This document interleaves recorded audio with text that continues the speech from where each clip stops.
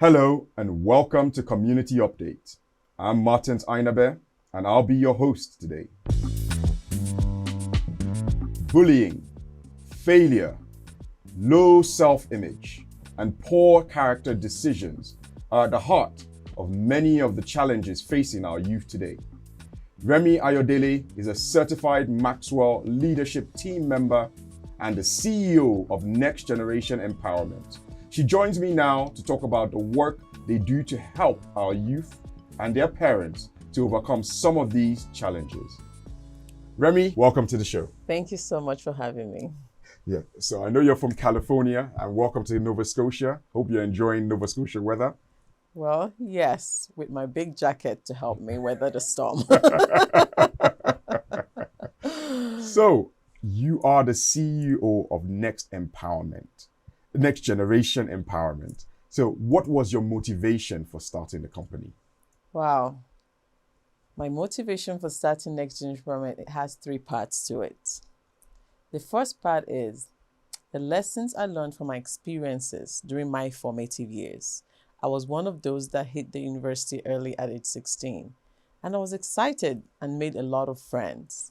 But what happened was at the end of first year, I noticed many of my friends were not around to hang out anymore. They had developed other interests, including casual dating. And I noticed also that people were just dropping their home values and more tending to peer pressure. I don't know why I was interested because I was a youth myself, but I wanted to change the narrative. So I got together with other girls and we set a girls group where we meet to talk about issues that face teenage girls, and we would offer practical and godly solutions to help them navigate. And our gesture was successful because we started having many of these ladies come to the meeting where we can have a sisterhood and have discussion. The next reason for my starting Next Generation is actually raising my own children. I immigrated to the United States and found myself without my own family community to support me in raising my children. So because I love to read, I would read several books to solve the problems that they would come home with and create curriculums to help them navigate those challenges. So before long, I started sharing with other moms and mentoring other younger girls. And the third reason would be that my cultural shock, moving from Nigeria to North America, was understandably a big culture shock. And I found myself in a district where the school has more than 100 languages. So that was even a bigger transition. So because I also like to study, I went back for an 18-month study on applied communications, focusing on intercultural communication so that I can help my own children and the youth navigate the small village we now live in with all the cultural representation. So the third reason has a second part to it, which is gender discrimination. Because my background is in electrical engineering, I'm comfortable in a man's industry, so to speak. But I found out that our girls need to be encouraged to embrace the STEM program so that they can bridge the gap in that industry. So you mentioned their education and the course that you studied, electronic engineering. How did you go from that to a personal personal life coach? Well, when I was studying electrical engineering, I wish they had had a minor option for me because when I graduated, the market was saturated. So as a self-learner, I tutored myself in people skills. So I added on my electrical engineering marketing so that I could relate to people because I saw that was the missing part. Because as an engineer, we have this creative mindset and problem-solving skill, but people need to be solved, and people problem needs to be solved as well. So my experiences helped me to see that, wow, I like a balance between my science brain and my people skill brain. So this is what navigated my transition. And because the challenges of our youth needs the solution, I just transferred my critical thinking from engineering to thinking for solutions for the youth as well. Wow, wow, wow. Very interesting. So one of your mentors and one of your the people that you've used as a focus for what you do, John Maxwell. So what was the inspiration for looking at, what was the reason why you looked at John Maxwell out of all of the motivational speakers that we have out there? Wow. So when I was in search of tools to raise my own children in this diverse culture, I stumbled upon John Maxwell's program called the I Choose program, where you have value-based leadership that you can train youth on for 16 weeks, which helps them to really digest the material and own it and make it their own. And because he said, for true success to happen, one generation have to equip that next generation. So that became the reason. And more so, there's a book of his titled Running with the Giants. And in that book, he emphasized the fact that these other giants have gone ahead and fulfilled their own goals. It's our turn to take on the baton and run and fulfill ours as well, which is why I'm passionate about the Global Youth Initiative that John Maxwell team across the world engage in twice a year in the month of April and October. So I've been privileged to have some youth initiative program for the youth here at Nova Scotia in Halifax. And we had a wonderful time teaching about leadership and personality discovery. And I also had the opportunity to also train with their parents so that they can understand what their youth have just learned and be a reinforcement and partner in helping them to apply those leadership skills.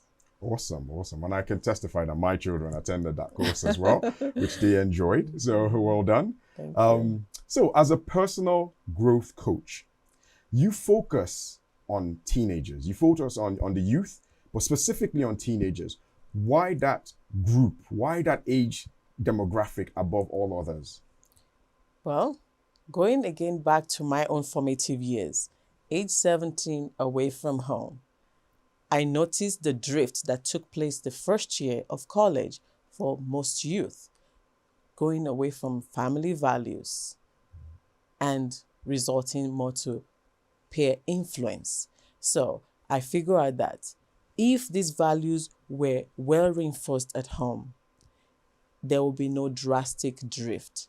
They'll be more likely to uphold them when they have that independence, which is why I advise we start early in their preteens to really train them on value-based leadership, self-leadership, so it becomes part of them, part of their decision making. So as an adult, they've owned it and they can live it out. So what are the keys to building and enriching the parent to teen communication lines?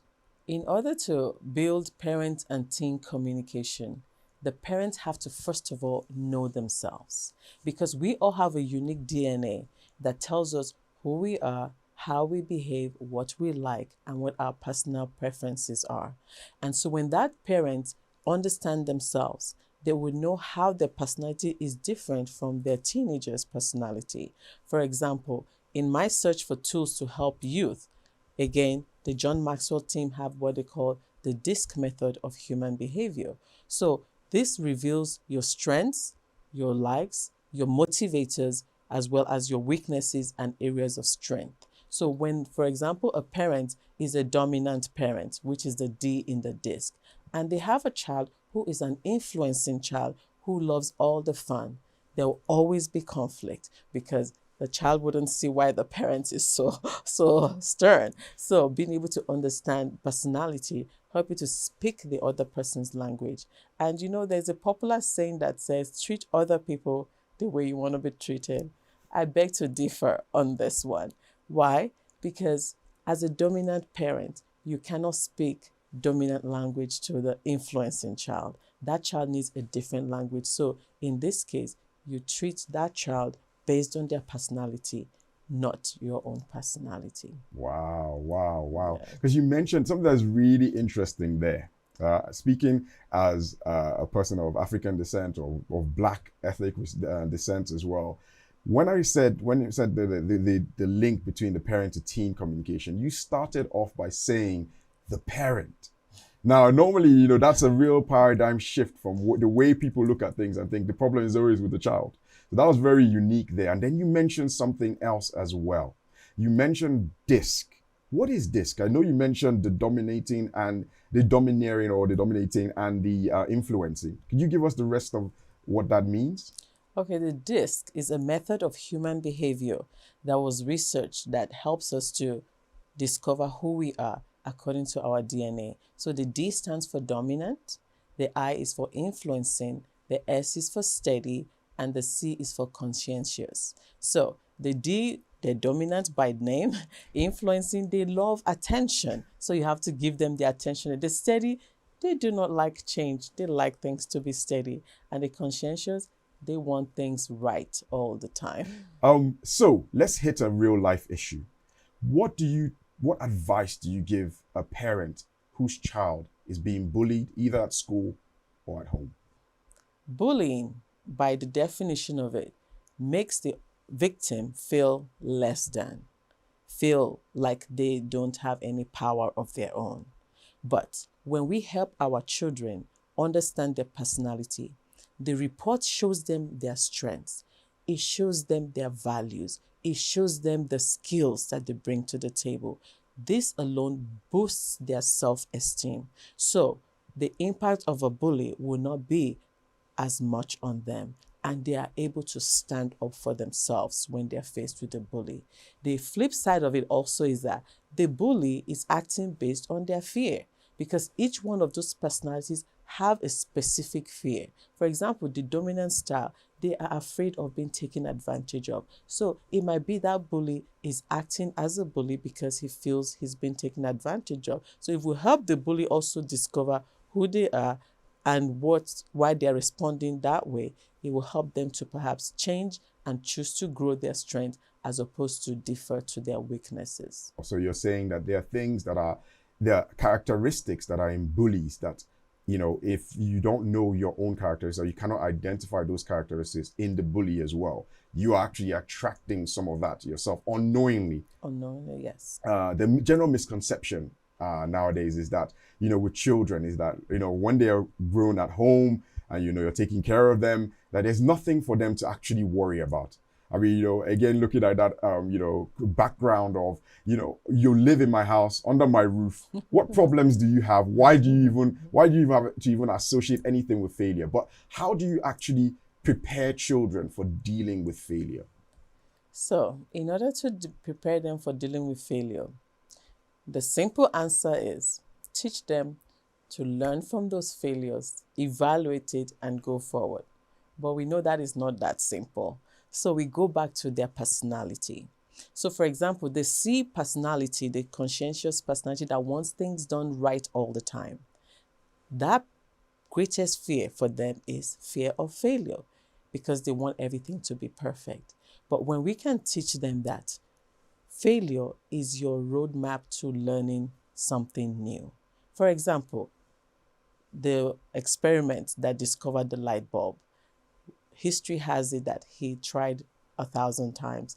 He failed 999 times and then eventually found how the light bulb works. So helping them to shift their mindset that failure is never final when you learn from that experience and you move forward, which is why I also like the book by my mentor, John Maxwell, Failing Forward.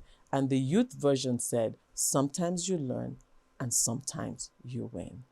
So you talk about the light bulb movement there for all of us, but you talk about building a plan for children to learn how to deal with failure. Can you elaborate a little bit, just talk in relation to what you just talked about, but going a little bit further as well?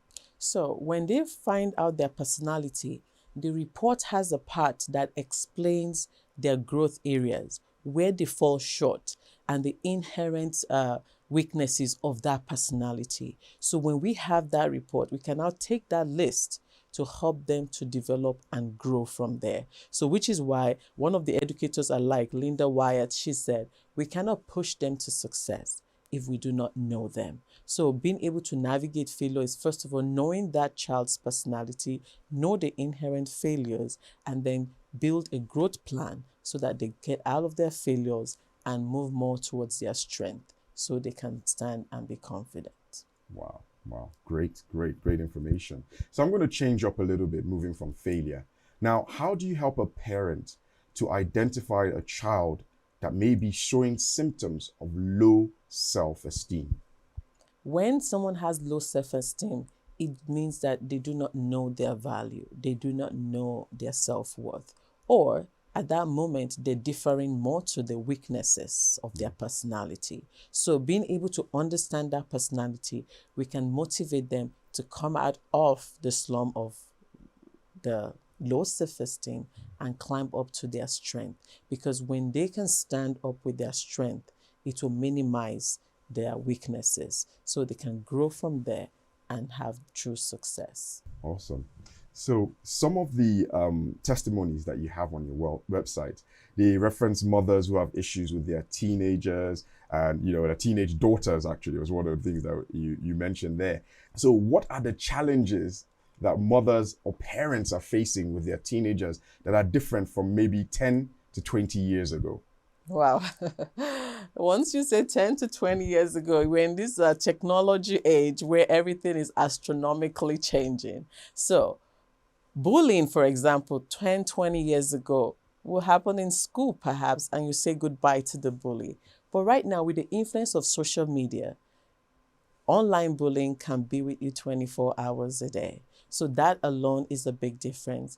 And also because we have all this content that youth are posting, our youth are susceptible to comparing themselves to what they see online. So that alone is another change. So going back to their personality, if we can emphasize their strength, build that growth plan, and they are growing, they will be developing their inner strength that would help them to be able to face these challenges that they have to navigate on a daily basis. So differing to who they are, motivating them towards their individuality helps them to stand strong and grow in their own comfort zone. Awesome, awesome. You also mentioned another concept that I find very interesting, leadership skills for children. Now, normally when people associate leadership skills, they think of that as something for adults. But you mentioned teaching children from an early age, especially teens, how leadership skills. What is that all about? Well, the popular definition of leadership is someone at the helm of affairs, taking control, taking charge. For example, the dominant personality will be seen as a born leader. Why? Because they're commanding the situation. But every personality leads, but they lead with different strengths. So being able to redefine leadership for our youth so they don't see that it's only an influencer or a political figure or a CEO that is a leader. They are leaders and they need to lead with their strength. When they take their assessments, the personality report, it also shows them what are the strengths that make you lead. That way, we can help them know that I'm a leader, I'll develop it, and I'll take the lead. So that is why also, because we know by age 17, 18, they're leaving home. A skill that you're going to really hone, it has to become a habit. So when we start when they're preteens, they can begin to practice it while at home, and we can help them navigate it so that by the time they are adults, it has become second nature to them and they can easily take the leadership role. Awesome, awesome. Something that when we were having a discussion earlier as well that you mentioned, I thought that was really beautiful, is the fact that if you can't lead yourself, you can't lead other people as well. That's which correct. Is awesome. Very, very, very good. Another thing, just even in line with what you're saying, timely choices impacting academic goals. Can you explain what that is? Well, employing timely choices to help them make life and career goals. I'll tell you a story to answer this question. And I will tell you my daughter's story. So when she was in 8th grade, she made friends who were prepared to all go and read law. And they had to choose classes for their high school year. And she came home and said, Mom, these are my classes. I'm gonna read law. I'm like, where did law come from? And so, well, because we want to train them to make their own decisions and do what they are interested in. I didn't say much. I just said, let's do your assessment and find out if this is the direction you should go. So we did her DISC assessment, and we saw that her strength wasn't so much in so much of the law books that she has to read. But again, I organized with a law firm for her to have an internship so she can understand what do lawyers do on a day-to-day basis. So she had a day where she observed all of them and she was told to give a report. After a week, she came back and said, all right, I realized I do not want to read law. So that way it became her decision. We've empowered her with the right tools to make that educated decision because she went on to read sciences in her high school years and went on to study computer science in university. So if we hadn't caught it in 8th grade, she would have missed out on the requirements to pursue her interests and the area of her strength. So that is why we must act in a timely manner. This is really vital because I know there are a lot of people out there that get to that stage. They go into, prepare for university and pretty much they're just randomly choosing subjects, based on what they feel they might be good on or what they've told them they might be good on. And they try and settle on these things. And then they go and invest another 4 or 5 years in university and invest another couple of years. They come out of all of that study and they discover later on that they've been doing the wrong thing all this time. So I think it's really important for parents and I think for all schools to implement this, timely choices so that they can help steer their children to make the right investment in time for their futures. Yes. And I must add to that, timely choices is not a one and done deal. You have checkpoints. For example, when a child is moving from elementary to middle school, they already are afraid of the peer pressure coming up because that is when they're entering early adolescence. And we also know that biologically, the prefrontal cortex is not fully developed until age 25. And so they are not able to make those decisions on their own that an adult will expect them to, which is why they need this guidance. So when we prepare them with their strengths in 6th grade, that's by age 11 for some people. So this helps them to weather the storm of the peer pressure in middle school. It also, by grade 8, preparing them to make those career choices. And my daughter that I was telling you about, in university, we also need to step in because now the report for the DISC analysis gives them their learning style, their thinking style, their value system, what's behind the choices that they make. For her, she arrived at school and took a class. The teacher was more audio teaching method. She is a visual learner. And so she started struggling with that class. So analyzing her report helped us to see, wait a minute, how do you address this? By herself, she was able to discover, I need to take better notes with this audible teacher so that I can study with my visual style when I'm back in the library. So helping our children identify their learning style will help them tailor it to whatever that teacher is delivering in the classroom as well. Awesome. I've learned so much. Prefrontal cortex, not developed before you're 25, and learning your teaching style, so that your learning style, so that you can adjust that to your teacher's teaching style. That's amazing. I wish I knew all of this while I was in uni or even in school. That made my life a lot easier, but awesome. I guess in that, I've taken a lot of nuggets from that and I hope the viewers have as well. What would you say was the one, if someone listening to this right now wanted to take one big takeaway from this as well, what would that be? Well, it's time to know yourself in order to grow yourself. That is something else my mentor, John Maxwell, says. So learning about yourself, knowing this, your personality, knowing what motivates you will help you to make career choices, friendship choices, even school choices. For example, even choosing a school that caters to your learning style. For our high schoolers going into college, they need to be able to know what is the ideal environment for me to thrive. It doesn't matter whether it's a big name or a small name. What you need to find out is, can I cope with a quarter system university that has an accelerated pace in a short span of time? Or will I be better in a semester-based university where I have more time to visualize, more time to master a skill or a subject? So my takeaway for you will be, know yourself as a parent so you can grow yourself and grow your children as well. Is there anything else that we need to know that is coming up in the horizon? Well, I'm an author of a book titled 5 Keys to Harness Potential and Empower Purpose for Parents of Inquisitive Teens. In this book, I elaborated more about employing timely choices to guide our children in making the right career and life decisions. I also explained the need for enhancing parent-teen communication so that we can be in a position to equip them for their future.